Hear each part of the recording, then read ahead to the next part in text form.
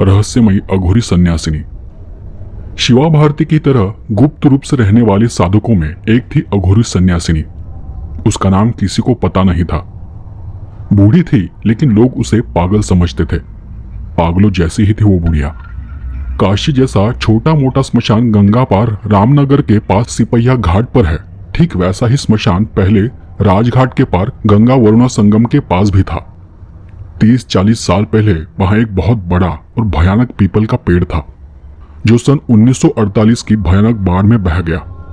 उसी पेड़ के नीचे आसपास के गांवों के गरीब लोगों के परिवार की लाशें जला करती थी और उनमें यमघंट बांधे जाते थे। उसी भयानक पीपल की आड़ी तिरछी डालों में वो अघोरी सन्यासिनी उसी पीपल के नीचे पड़ी रहती थी। सारे लोग उसे पागल बुढ़िया कहकर बुलाते थे। बच्चे भी उसे पागल पागल कहकर चिढ़ाते रहते थे और वो उस पेड़ के नीचे पड़ी पड़ी सबको गंदी गंदी गालियां दिया करती थी। ठंड के दिन थे, गुलाबी ठंड पड़ने लगी थी। शाम का समय था। जब मैं उस इलाके में पहुंचा तो कोहरे की हल्की हल्की परतें गंगा के पार खेतों और मैदानों में छाने लगी थी। श्मशान के वातावरण में एक अबूझ सी उदासी फैली हुई थी। गहरा सन्नाटा था हर तरफ। वहां घाट की ढलान पर धू धू कर एक चिता जल रही थी। लाश को लेकर आने वाले लोग वहां नहीं थे, शायद चिता जलाकर वापस चले गए थे। पीपल की मोटी सी डाल पर 3-4 गिद्ध बैठे ऊँग रहे थे। वही पीपल के नीचे एक फटी पुरानी कथरी बदन पर लपेटे हुए वो बुढ़िया एक और बैठी हुई थी। रूखे जटाजूट से बाल का काला रंग, झुर्रियों से भरा शरीर और उस शरीर पर लिपटी हुई मैली कुचैली साड़ी। पास ही एक टीन का डब्बा और एक पोटली पड़ी हुई थी और वहां बैठे बैठे वो उस जलती हुई लाश को एकटक निहार रही थी। मगर मुझे देखते ही वो आग बुबुला हो गई। एक जली हुई लकड़ी का टुकड़ा उठाकर उसने मुझ पर खींच कर मारा और जोर से चीख कर बोली, निकल यहां से। किसने कहा तुम्हें यहां आने के लिए? लकड़ी का टुकड़ा मेरे पैरों में काफी जोर से लगा था और मैं तिलमिला उठा। चोट के कारण पैरों में जो दर्द उठा था उसे अंदर ही अंदर दबाकर मैं बोला, मां मुझे शरण दो, मुझे अपना शिष्य बना लो, दया करो मुझ पर मां। मैंने आपके बारे में बहुत सुना है, बहुत दूर से आया हूं मैं। पहले की तरह ही चीख कर बुढ़िया बोली, भाग यहां से, नहीं तो मुसीबत में पड़ जाएगा। जा जा यहां से। निर्जन सुनसान श्मशान और बुढ़िया का वो भयानक रूप देखकर मुझे डर लगा, कहीं वो मुझे मार ना दे। पागल है, उसका क्या भरोसा। इसलिए बिना कुछ बोले बिना कुछ कहे मैं उस दिन वहां से चला गया। मगर उस पूरी रात मुझे नींद नहीं आई। बार बार बुढ़िया का भयानक चेहरा मेरे सामने नजर आ जाता था। सुबह होने के समय थोड़ी सी झपकी लगी और उसी आधी नींद में मैंने देखा बुढ़िया मेरे सामने खड़ी मुझे देख मुस्कुरा रही थी और वो मुझे कुछ कह रही थी। तुम बुरा मान गए। बुरा नहीं मानना चाहिए।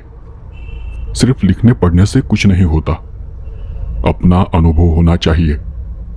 योग तंत्र अनुभव की चीज है, समझे। दूसरे दिन जब मैं उठा तो तैयार होकर मैं फिर उसे मिलने चला गया। हर तरफ गहरी शांति छाई हुई थी। चारों तरफ साए साए हो रहा था। पीपल के नीचे बुढ़िया बैठी थी और आकाश की ओर शून्य में ताक रही थी। मैं हाथ जोड़कर उसके सामने खड़ा हो गया। बुढ़िया की दृष्टि मुझ पर पड़ी और फिर से वो गरज कर बोली, फिर आ गया तू साले, फिर क्यों यहां आया है, बोल। मुझ पर दया करो मां, आपने सपने में कहा बिना अनुभव के कुछ न होगा, बस मुझे कुर्बा कर ये बता दो कि कैसा होगा अनुभव। मेरी बात सुनकर बुढ़िया के झुर्रियों भरे चेहरे पर अजीब सा भाव उभर आया और जोर से चिल्लाकर वो बोली, दूर दूर हो जा, निकल यहां से, चला जा यहां से वरना मर जाएगा, मुसीबत में पड़ जाएगा। तो कौन निकालेगा तुझे, चला जा चुपचाप। लाचार होकर दूसरे दिन भी मैं वापस लौट आया। रात को लेटे लेटे सोचता रहा कि बुढ़िया कहीं सच में पागल तो नहीं। लेकिन जहां तक मैंने सुना था कि वो एक उच्च कोटि की अघोरी सन्यासिनी है, कई प्रकार की सिद्धियां प्राप्त है उसे। मगर यहां तो सब कुछ उल्टा है। बुढ़िया में पागलपन के सिवाय और कुछ नहीं दिखाई पड़ रहा। इस चक्कर में किसी दिन वो मेरी जान न ले ले। फिर न जाने कब मैं गहरी नींद में सो गया। उसी गहरी नींद की अवस्था में मैंने स्वप्न में देखा कि बुढ़िया फिर आकर मेरे सामने खड़ी है, मगर उसका चेहरा अब वैसा नहीं है। हल्के हल्के मुस्कुराते हुए वो मुझे कह रही थी। मेरी बातों का बुरा मान गए। क्या करूं, मेरा स्वभाव ही ऐसा है। अच्छा, कल वापस मेरे पास आना। सवेरे उठते ही मैं फिर उससे मिलने चला गया। बाप रे, वो सपना सब झूठ था। बुढ़िया ने मुझे देखते ही भयंकर रौद्र रूप धारण कर लिया और एक जली लकड़ी मुझ पर फेंक कर मारी। मुझे भी बहुत गुस्सा आया और मैं इस बार जोर से बोला, अगर मिलना ही नहीं है तो रात में सपने में आकर क्यों कहती हो कि आ जाना आ जाना? क्यों मुझे बुलाती हो? इसलिए तो मैं आता हूं यहां, और यहां आता हूं तो तुम मुझ पर चिल्लाती हो, डांटती हो, भगाती हो यहां से। मेरी बात सुनकर बुढ़िया खिलखिलाकर हंस पड़ी और बोली, मैं तुमको सपने में बुलाने आई थी, तुमसे आने के लिए कहा था। तेरा सिर फोड़कर खा नहीं गई मैं? जा निकल, भाग यहां से, नहीं तो मारा जाएगा। मगर इस बार मैं वहां से हटा नहीं। पता नहीं बुढ़िया की किस बात ने मुझे अजीब तरह से सम्मोहित सा कर लिया था। मैं खड़ा खड़ा सोचने लगा। बाहर से वो मुझे चाहे जितना भगाने का नाटक करती है, पर मुझे लगा कि अंदर ही अंदर वो मुझे किसी अज्ञात शक्ति से आकर्षित कर रही है और मैं उसके सम्मोहन और आकर्षण के मायाजाल में फंसता जा रहा हूं। ये सच में भयानक था। मैं तब भी वहीं खड़ा था। फिर मुझे घूरते हुए अचानक उसने कहा, बैठ यहां। उसने उंगली से इशारा किया। उसका इशारा करने का ढंग किसी महारानी जैसा था। उसकी आज्ञा का पालन न करने का कोई उपाय नहीं था। मैं वहीं बैठ गया। दोनों पैर मोड़कर आकाश की ओर देखते हुए उसने कहा, क्यों यहां बार बार आकर तंग करता है मुझे? तेरे से भला क्या होगा बता? कुछ न होगा, संसार में तेरा भोग बाकी है अभी। मैं चुपचाप बैठा रहा। कुछ देर बाद बुढ़िया ने फिर कहा, अच्छा तू खाएगा क्या? मेरे पास आया है तो तुझे कुछ खिलाना चाहिए। बोल, क्या खाएगा तू?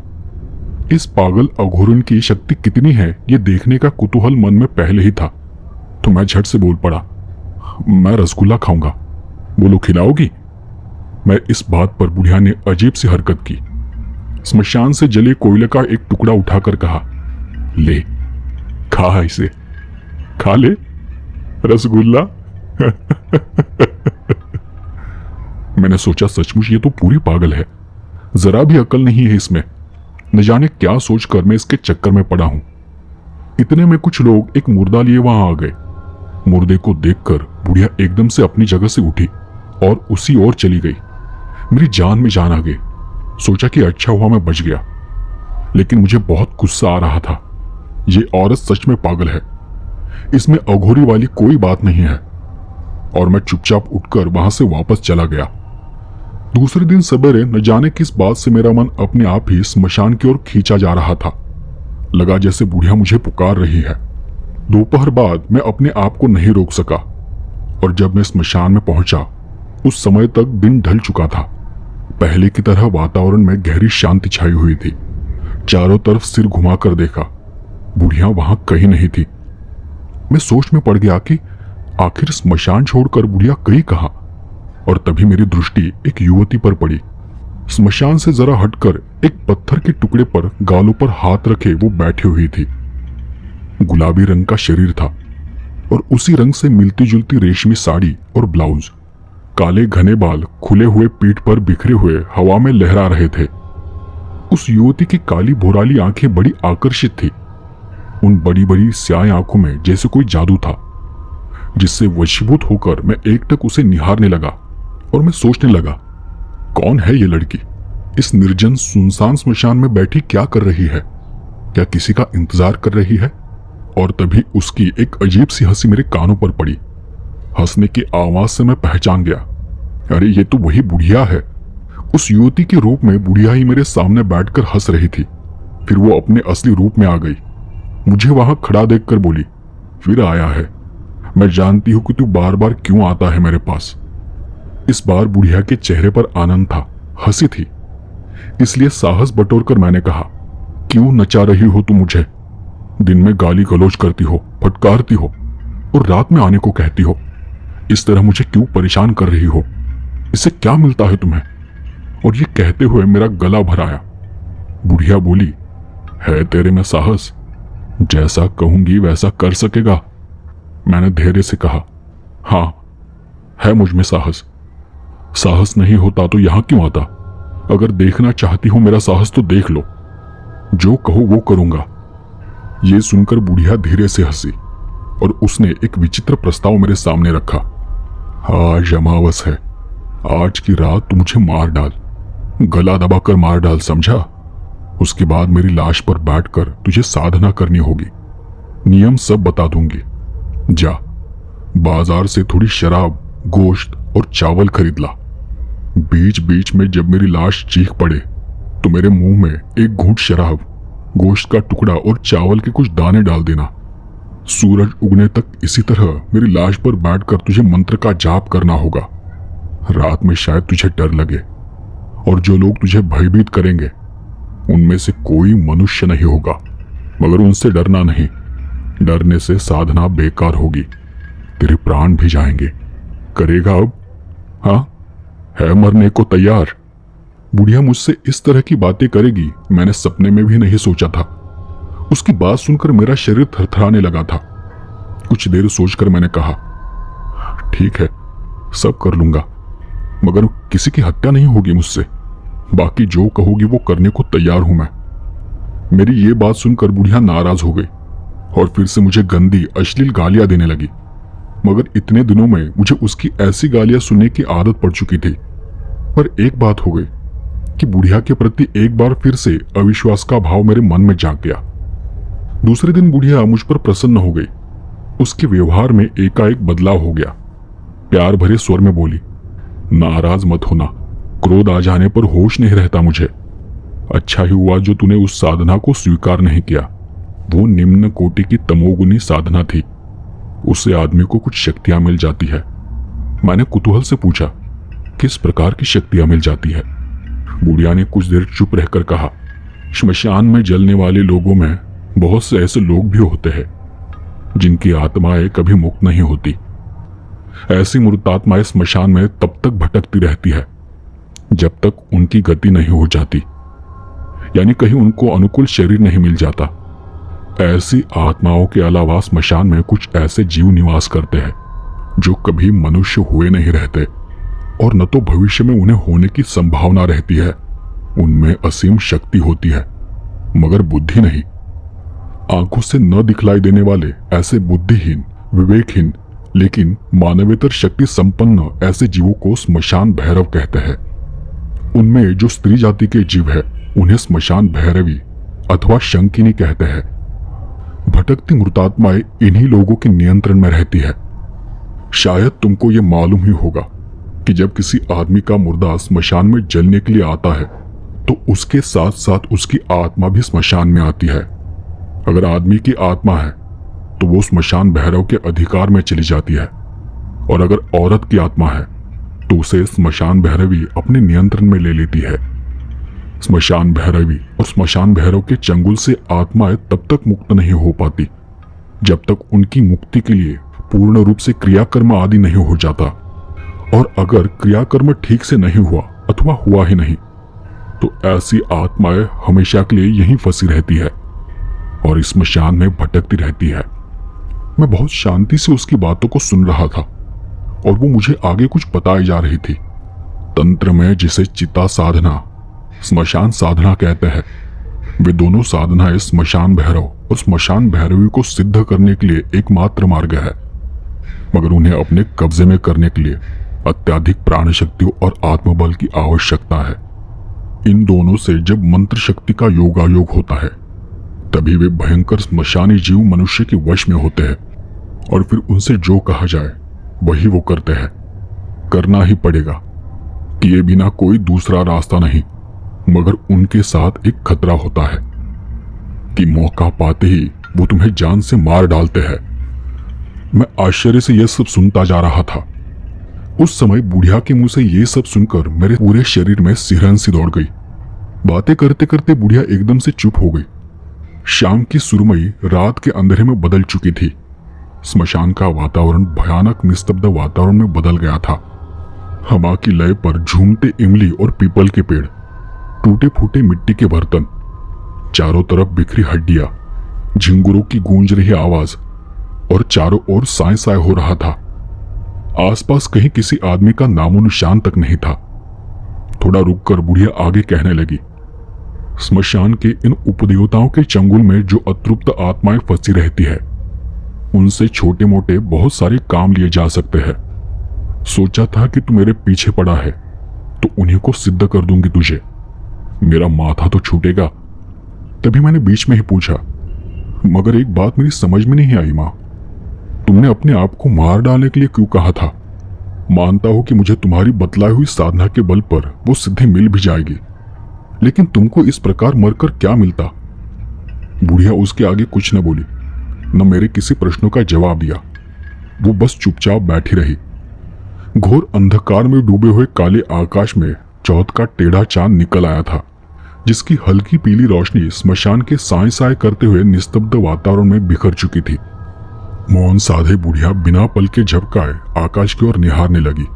उसके बाद उसने मुझसे कोई बात नहीं की। शायद वो किसी अवस्था में चली गई थी।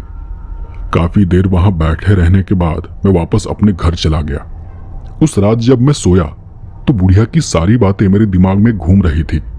काफी देर तक जागता रहा मैं। बार बार बस ये सोचता रहा कि बुढ़िया मरना क्यों चाहती है। इस मामूली सी सिद्धि के लिए मरकर उसे क्या मिलेगा? उसने मेरे प्रश्नों का कोई जवाब क्यों नहीं दिया? दूसरे ही दिन अचानक एक आवश्यक काम से कलकत्ता जाना पड़ा। वापस लौटने में काफी समय लगा मुझे, करीब 1 महीने से ज्यादा समय। लौटने पर भी मैं इतना व्यस्त था कि 7-8 दिनों तक बुढ़िया का विचार भी मेरे मन में नहीं आया। और तभी एक रात मुझे एक अजीब सा सपना पड़ा, बहुत अजीब और अविश्वसनीय सपना। सपने में मुझे सबसे पहले काली का एक बहुत बड़ा मंदिर दिखलाई पड़ा। बड़ा ही भव्य और प्राचीन मंदिर था वो। मंदिर जहां खड़ा था उसके चारों तरफ पहाड़ थे, हरियाली थी। सामने एक नदी थी जो वक्राकार घूमकर पहाड़ों के पीछे जा रही थी। मंदिर के भीतर का दृश्य अत्यंत भयानक और रहस्यमय था। काली की विशाल मूर्ति के सामने मृगचर्ग के आसन पर एक तांत्रिक सन्यासी पद्मासन की स्थिति में ध्यानस्थ बैठा था। उसके चेहरे पर शांति तो थी, पर क्रूरता और हिंसा का भाव भी था। उसका रंग काला था, शरीर पर गैरिक वस्त्र था, गले में छोटे छोटे बच्चों की मुंडों की माला थी। निश्चय ही वो कोई कापालिक सन्यासी था। उसके ठीक सामने तांबे की एक बड़ी सी थाल में किसी युवक का रक्त रंजित नरमुंड रखा था। मैंने ध्यान से देखा। नरमुंड के मस्तक पर लाल सिंदूर का टीका लगा था और उस पर लाल फूलों की माला पड़ी थी। लगा जैसे उसकी पूजा की गई हो। अचानक मेरी नजर दूसरी ओर घूम गई। देखा तो वहां एक युवती बैठी हुई थी। उसकी उम्र 16 से 17 साल से ज्यादा नहीं थी। उसके चेहरे पर एक अजीब सा सम्मोहन सा भाव था, आकर्षण था, और उसकी बड़ी बड़ी भौरोली आंखें, जिन्हें देखकर अचानक मुझे कुछ याद आ गया। अरे ऐसी ही भौरोली आंखें तो उस युवती की थी जिसे मैंने स्मशान में बैठे हुए देखा था। कहीं ये वो बुढ़िया तो नहीं? हाँ, ये वही बुढ़िया थी। वही रूप, वही रंग, वही सौंदर्य, उसकी वही सुंदर छवि और कजरारी भौरोली बड़ी बड़ी आंखें। एकदम से उस रहस्यमय वातावरण में नगाड़ी की गंभीर ध्वनि गूंजने लगी और उसी के साथ अनेक प्रकार के फूलों की सुगंध भी आसपास फैलने लगी। वो सुगंध इतनी ज्यादा थी कि मेरी नींद टूट गई और जब आंखें खुली तो किसी अनजान डर से मेरा मन, मेरा शरीर कांप उठा। अब मेरे लिए बुढ़िया का व्यक्तित्व और अधिक रहस्यमय हो गया था। न जाने वो मुझसे क्या चाहती थी, न जाने उसे क्या करना था। मुझे कुछ भी समझ नहीं आ रहा था। दूसरे ही दिन मैं स्मशान में बुढ़िया से मिलने चला गया। मैं पूरे 2 महीने बाद वहां गया था। सोचा कि शायद बुढ़िया मुझे पहचानेगी नहीं, मगर बुढ़िया मुझे देखते ही खिलखिलाकर हंस पड़ी और मुझे देखकर बोली, कहाँ चला गया था रे तू? बहुत दिनों बाद आया। मैं तो तेरा इंतजार करते करते थक गई। अच्छा बैठ बैठ यहां। मैं एक ईंट सरकाकर उस पर बैठ गया। मुझे देख बुढ़िया ने कहना शुरू किया, खाली किताबें पढ़ने से और बगल में इस तरह झोला लटकाकर इधर उधर घूमने से कुछ न होगा, समझे? अनुभव होना चाहिए। अनुभव से ही ज्ञान होता है। मैं उसकी इस बातों से फिर से सम्मोहित हो गया और मैंने पूछा, कैसा अनुभव और कैसे होगा वो? बुढ़िया ने अचानक शांत होते हुए पूछा, तैयार है तू? हाँ। पहले तो मैं थोड़ा घबराया कि पता नहीं वो अचानक से क्या बोल दे। फिर मैं संभल कर बोला, हाँ तैयार हूं मैं। उसने फिर उसी गंभीर आवाज में कहा, एक मुर्दा चाहिए। मुर्दा? मेरा मुंह खुला का खुला रह गया। हाँ मुर्दा। डर मत, तुझे नहीं लाना है। जल्द ही इस घाट पर एक मुर्दा अपने आप आ जाएगा। थोड़ा सब्र कर, मगर जो कहूंगी वो करना पड़ेगा। तैयार है ना तू? देख सोच ले। बुढ़िया इस प्रकार बोली जैसे मुझ पर उसे विश्वास न हो। मैंने फिर थोड़ा हिचकिचाते हुए पूछा, मगर मुझे करना क्या है? शव साधना करनी होगी। शव पर बैठना होगा तुझे। बिना शव साधना के कुछ न होगा। अनुभव के मार्गों में प्रवेश करने का एकमात्र द्वार है यह साधना। बुढ़िया ने आगे मुझे कहा, इससे तुझे बहुत बड़ी शक्ति प्राप्त होगी, जिसकी सहायता से तू जो चाहे वो कर सकता है। बुढ़िया की ये बात सुनकर पहले तो मैं बहुत घबरा गया था। किसी तरह के अनजान डर से मेरा सारा शरीर सनसना उठा। मैंने अपने जीवन में कभी कोई साधना नहीं की थी, यहां तक कि किसी मंत्र का जाप तक नहीं किया था। इसलिए उस भयानक वातावरण में और उस विकट परिस्थिति में अचानक शव साधना को सुनकर मुझे डर लगने लगा। मगर फिर भी न जाने क्या सोचकर मैं तुरंत तैयार हो गया। काश उस समय मुझे इस बात का जरा सा भी पता होता कि मैं जीवन भर के लिए एक भयानक विपत्ति मोल लेने जा रहा हूं, तो ये करने के लिए मैं कभी तैयार नहीं होता। मगर न जाने किस बात से वशीभूत होकर मैं तुरंत राजी हो गया था और मैंने अपना सिर हाँ में हिलाकर कहा, ठीक है, जो तुम कहोगी वो सब करने के लिए तैयार हूं मैं। मेरी बात सुनकर वो जोर से खिलखिलाकर हंस पड़ी। दिसंबर का महीना था, ठंड का मौसम था। शाम होते ही चारों तरफ घना कोहरा छा गया। वातावरण में गहरा सन्नाटा छा गया। चारों ओर हवा साए साए कर बहने लगी। गंगा के उस पार सियारों का झुंड रोने लगा था। लगभग 1 घंटे बाद पानी में से एक पेड़ की डाल में उलझी हुई एक लाश दिखलाई पड़ी और उसे देख बुढ़िया जोर से चिल्लाई, मुर्दा मिल गया मुर्दा।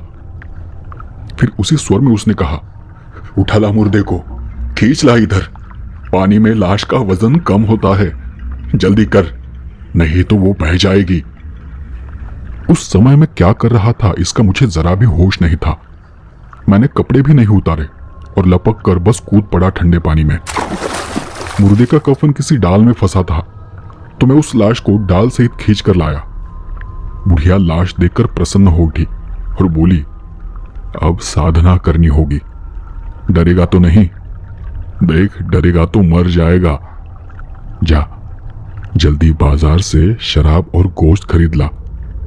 मगर उस समय मैं बहुत भीगा था, मेरा जाने का मन नहीं था।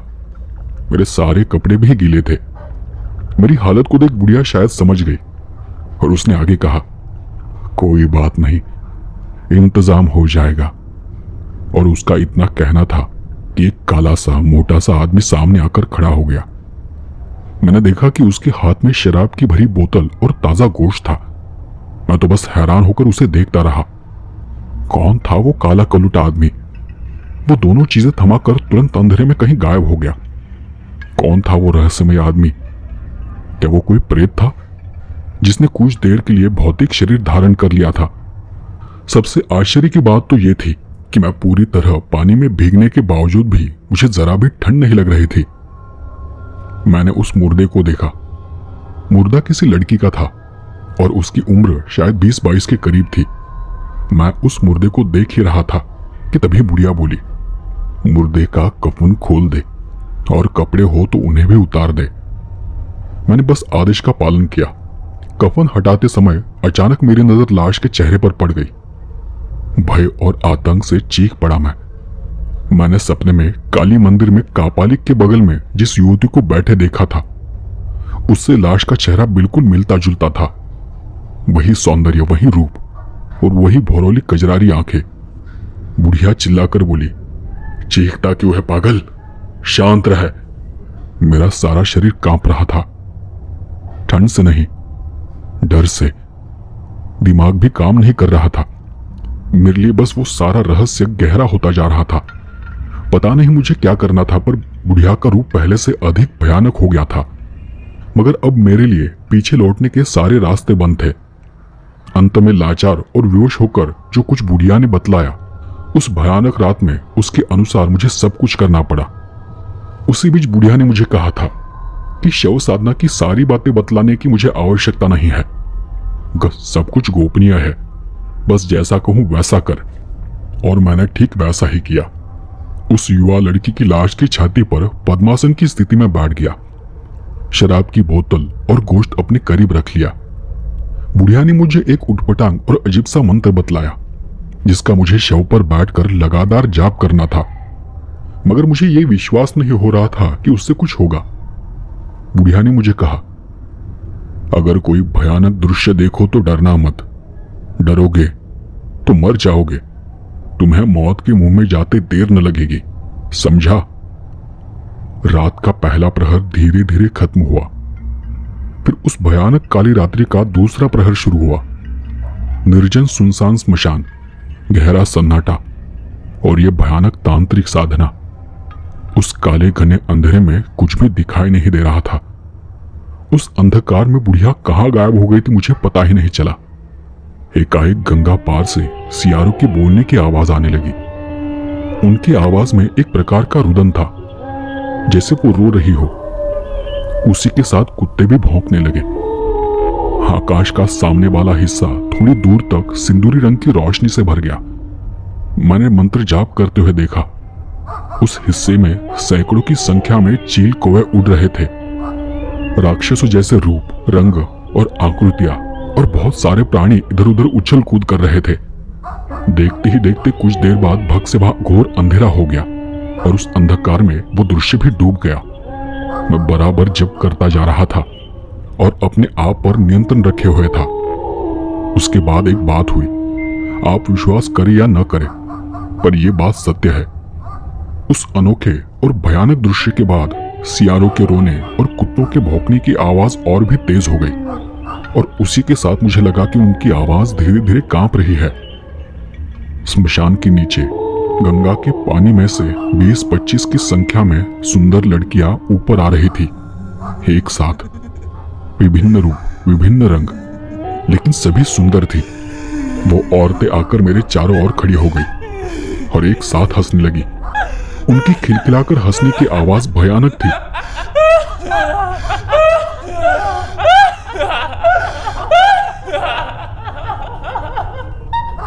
मैं एकाग्र चित्त से बस जाप करता रहा। सोचा जो होगा देखा जाएगा।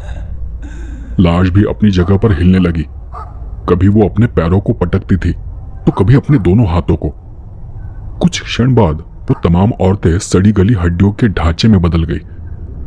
उस पूरे वातावरण में उनकी भयानक दुर्गंध फैल गई। अचानक औरतों के कंकालों में भगदड़ मच गई। कुछ उठने की कोशिश कर रही थी। उसके बाद उस भयंकर दृश्य पर एक प्रकार का पर्दा पड़ गया और फिर सारे कंकाल न जाने कहां चले गए। मगर उनके गायब होते ही मेरे सामने एक लंबा चौड़ा आदमी आकर खड़ा हो गया। उसका रंग काला था। हाथ पैर हद से ज्यादा लंबे थे। सिर भी काफी बड़ा और नीचे का जबड़ा लटका हुआ था। कान लंबे और पतले थे।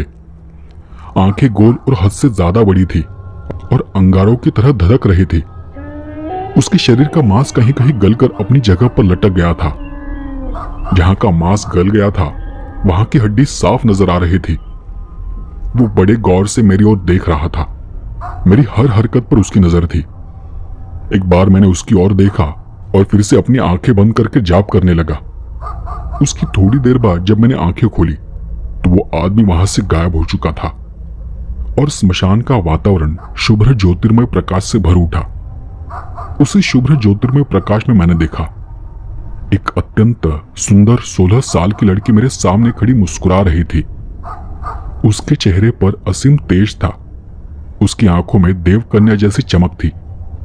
शरीर पर लाल रंग की रेशमी साड़ी थी और गले में रुद्राक्ष और मोतियों की माला थी। चौड़े ललाट पर लाल गोल टीका था। मैंने मंत्र जाप करते मन ही मन में सोचा, अब ये कौन आ गई मुझे डराने। लेकिन मैंने सोचा था कि अब जो होगा देखा जाएगा। मैं यहां से वापस नहीं जा सकता। मैं चुपचाप जप करता रहा। मुझे कुछ बोलते न देख उस सुंदर लड़की ने बड़े ही शांत स्वर में कहा, मैं षोडशी हूं, महाविद्याओं में सर्वश्रेष्ठ हूं। क्या मैं तुम्हें पसंद नहीं हूं? महाविद्या और टहाविद्या के विषय में मैंने बहुत कुछ सुना था और मुझे यह भी पता था कि अत्यधिक कठोर साधना के बावजूद भी इनके दर्शन नहीं होते।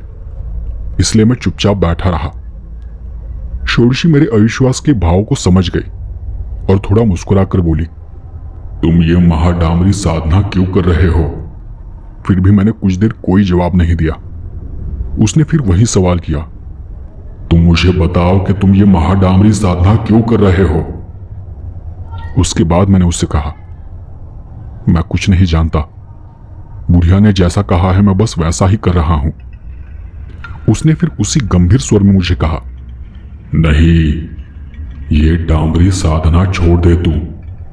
नहीं जानता तू इस साधना की भयानकता को। तुमने महाडामरी भैरव को नहीं देखा है। बड़ी भयानक और विकट रूप है उनका।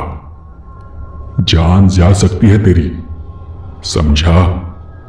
छोड़ दे ये जाप करना और चुपचाप जा यहां से। उसकी उस आवाज से मुझे डर लगने लगा था, लेकिन फिर भी काफी हिम्मत कर मैंने डरते डरते ही उससे पूछा, मगर जहां तक मैं जानता हूं, आप अत्यधिक साधना करने पर ही दर्शन देती है, और वो भी स्वप्न में। इतनी जल्दी आपकी कृपा मुझ पर कैसे हो गई? उसका चेहरा एकदम से बदल गया और अजीब से भाव उसके चेहरे पर उभर आए। उसने मुझे और घूरते हुए कहा, मुझ पर तुम्हें संदेह नहीं होना चाहिए। तुम मुझे पहचानते नहीं, ये दूसरी बात है, लेकिन तुम जिस मंत्र का जप कर रहे हो वो अत्यंत शक्तिशाली है। तंत्र में तुमने दिव्योग पद का नाम सुना होगा। ये मंत्र उसी के संबंधित है। तुम्हारे मंत्र जब से दिव्योग पद पर हलचल मच गई है, वहां हाहाकार हो रहा है, और इसीलिए मैं ये देखने आई हूं कि तू क्या कर रहा है। इतना सुनने के बाद भी मेरे मन का संदेह दूर नहीं हुआ। मैं जानता था, साधु महाशय ने ही बतलाया था कि षोडशी महाविद्या और महामाया है। वो साक्षात ब्रह्म शक्ति है। वो कई जन्मों की कठोर साधना के बाद ही कृपा करती है, दर्शन देती है। और ये देवी यक्षरातु महाषोडशी च सुंदरी, ककादी और हहादी साधना के बिना वो प्रकट नहीं हो सकती। मैं फिर भी सोचने लगा कि ये सब क्या है। क्या ये सब बुढ़िया का ही माया जाल तो नहीं? वो मुझसे क्या चाहती है और वो मुझे छोड़कर कहां चली गई है? उस सुंदर लड़की ने मुझे फिर कहा, तू ये साधना छोड़ दे, शव से हट जा। तू महाडामरी के भयानक रूप को नहीं जानता। अगर वो तेरे सामने आ गई तो तू सह नहीं पाएगा। तेरी आत्मा उनके रूप की ज्वाला को देख नहीं पाएगी। मगर मैं चुपचाप वहीं बैठा रहा और मैंने उस सुंदर लड़की की बातों पर कोई ध्यान नहीं दिया। मैं बस जाप करता रहा। सोचा अब इतना कर ही लिया है तो देख लेंगे कि क्या होता है। और उसी पल वो शुभ्र आकाश घोर अंधकार में बदल गया और वो लड़की भी कहीं गायब हो गई। श्मशान का सन्नाटा अब पहले से अधिक गहरा हो गया। लाश फिर से अपनी जगह पर कांपने लगी, अपने हाथ पैर पटकने लगी। उसी समय अचानक से लाश का मुंह खुल गया। तुरंत मैंने खुले हुए उस मुंह में शराब और गोश्त का टुकड़ा डाल दिया। उसके बाद वो मुंह अपने आप बंद हो गया। उसकी थोड़ी ही देर बाद फिर उसी तरह से मुंह खुला और मैंने फिर वही किया, लेकिन इस बार मुंह के साथ साथ उसकी आंखें भी खुल गई थी। वो बेजान सी पथरीली बड़ी बड़ी सफेद आंखें मुझ पर टिकी हुई थी। उन आंखों में न जान थी और न चमक, लेकिन फिर भी न जाने क्या था कि मैं उन्हें देखकर कांपने लगा था। एकाएक वो लाश भयानक से चीख उठी और उस चीख की आवाज से रात के गहन अंधकार की काली चादर चिथड़े चिथड़े हो गई। निश्चय ही कोई आत्मा उसमें प्रवेश कर गई थी। डर के मारे मेरा सारा शरीर एकदम भारी हो गया था। मैं लाश पर बैठे बैठे थरथरा रहा था, पर मैं वहां से उठा नहीं। उसके थोड़ी देर बाद करुण स्वर में लाश मुझे कहने लगी, मेरा उद्धार करो, उद्धार करो मेरा। मेरी सदगति नहीं हुई है। उस कापालिक सन्यासी ने अपनी कामना और सिद्धि के लिए मेरी बलि देकर हत्या की है। तब से मैं भटक रही हूँ। पूरे 200 साल हो गए मुझे इस तरह भटकते हुए। कौन करेगा मेरा उद्धार? कौन करेगा मेरी सदगति? और तुम बुढ़िया को पागल मत समझना, वो रक्त पिशाचिनी है। हाकिनी सिद्ध है उसको, और उसी सिद्धि के बल पर उसने मुझे अपने कब्जे में कर रखा है। वो मुझे पीड़ा देती है। हे भगवान, हे परमेश्वर, कौन छुड़ाएगा मुझे उसके चंगुल से? लाश के भीतर प्रविष्ट आत्मा के मुंह से ये सारी बातें सुनकर मैं एकदम से स्तब्ध हो गया। अब तो बुढ़िया मेरे लिए पहले से भी अधिक रहस्यमय हो गई थी। ये आत्मा कौन है? पिछले जन्म में कौन थी ये? इसकी बलि किस कारण से दी गई थी? कौन था वो कपालिक सन्यासी? क्या वो वही सन्यासी तो नहीं था जिसे मैंने काली मंदिर में देखा था? अभी मैं ये सब कुछ सोच ही रहा था कि अचानक मुझे अपनी गर्दन पर बिल्कुल बर्फ की तरह शीतल स्पर्श का अनुभव हुआ। दूसरे क्षण लगा जैसे कोई मेरा गला दबाकर मुझे मारना चाहता हो। देखा तो लाश के दोनों ठंडे हाथ ऊपर की ओर उठे थे और मेरे गले को दबा रहे थे। डर और आतंक से मैं एकदम से होश में आ गया और उसी क्षण देखा कि सामने खड़ी वो बुढ़िया विद्रूप सी हंसी हंस रही थी। उसका वो भयंकर चेहरा कभी भी मुझसे भुलाया नहीं जाएगा। उस समय उसके चेहरे पर घृणा, निष्ठुरता और क्रूरता के भाव थिरक रहे थे। भय के कारण मेरा बुरा हाल हो रहा था। मैंने जप करना तुरंत बंद कर दिया और मैंने उस लाश के बेजान, निर्जीव और बर्फ की तरह ठंडे हाथों को कसकर पकड़ लिया। अपना गला छुड़ाने की कोशिश करने लगा। गजब की पैशाचिक ताकत थी उन हाथों में। मैं जितना उसे छुड़ाने की कोशिश कर रहा था उतना ही मेरा गला कसता जा रहा था। मुझे सांस लेने में कठिनाई होने लगी, दम घुटने लगा, मेरा सिर चकराने लगा और फिर न जाने कब और किस क्षण में बेहोश होकर गिर पड़ा। पता नहीं कितना समय गया। जब मुझे होश आया तो देखा मैं उस युवती की नंगी लाश पर लिपटा पड़ा था। श्मशान के एक और पूरब का आकाश सफेद हो रहा था। सवेरा होने ही वाला था। मैंने अपना सिर घुमाकर चारों तरफ देखा। बुढ़िया वहां कहीं नहीं थी। डर के मारे मैं वहां से भाग खड़ा हुआ और सीधे अपने घर चला गया। मैं अपने घर पर भी नहीं रुका। मैं वहां से कोलकाता चला गया। मेरे जाने के बाद वहां क्या हुआ मुझे कुछ पता नहीं। न फिर कभी मेरी उस बुढ़िया से मुलाकात हुई और न कभी वो मुझे दिखाई दी। मैंने खुद भी उससे मिलने की कभी कोशिश नहीं की। मैं उस रात की बात बहुत डर गया था। वो साधना किस लिए थी, वो मुझसे क्या चाहती थी, मुझे कभी पता नहीं चला।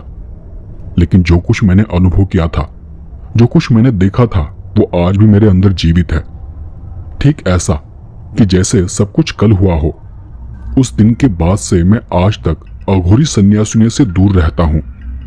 मेरा यह मानना है कि साधना के समय वो जो आत्मा उस लाश में प्रविष्ट हुई थी, शायद उसने मौका पाकर उस अघोरी सन्यासिनी को मार डाला होगा, या फिर वो अघोरी सन्यासिनी खुद नहीं चाहती थी कि उसके सारे राज मेरे सामने खुल जाए, क्योंकि लाश में प्रविष्ट आत्मा मुझसे बात करने लगी थी और इसलिए उसने मुझे उस साधना के बीच ही बेहोश कर दिया था। आपको शायद ये लगेगा कि यह कहानी अपूर्ण है, अधूरी है, पर मैं खुद आज तक इन प्रश्नों के उत्तर ढूंढ रहा हूं। ऐसे अघोरी सन्यासी और सन्यासिनी का जीवन बहुत ही रहस्यमय होता है। ये इन्हें किसी आम आदमी के सामने उजागर नहीं करते। तो ये था मेरा अनुभव। आपको ये अनुभव कैसा लगा मुझे कमेंट कर जरूर बताएं।